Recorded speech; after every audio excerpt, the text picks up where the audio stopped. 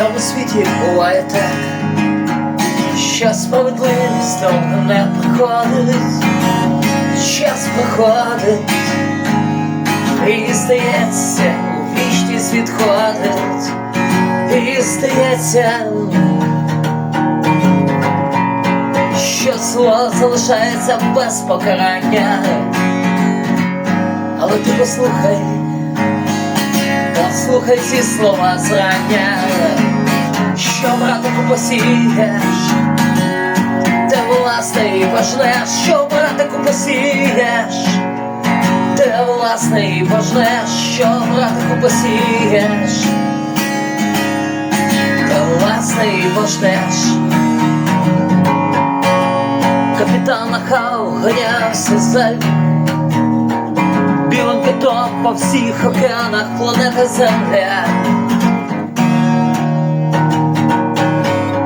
Він хотів помсти, і він перебрався на борт корабля. У нього була одна нога,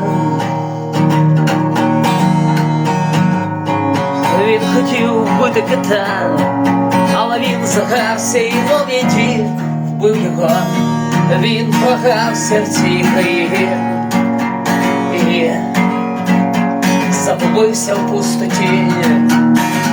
Що, братику, посієш, те власне і пожнеш. Що, братику, посієш, те власне і пожнеш. Що, братику, посієш, власне і пожнеш.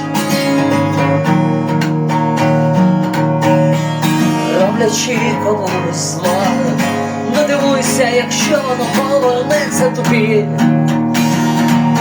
Якщо воно повернеться тобі. Що, братику, посієш, ти власне і пожнеш. Що, братику, посієш, ти власне і пожнеш.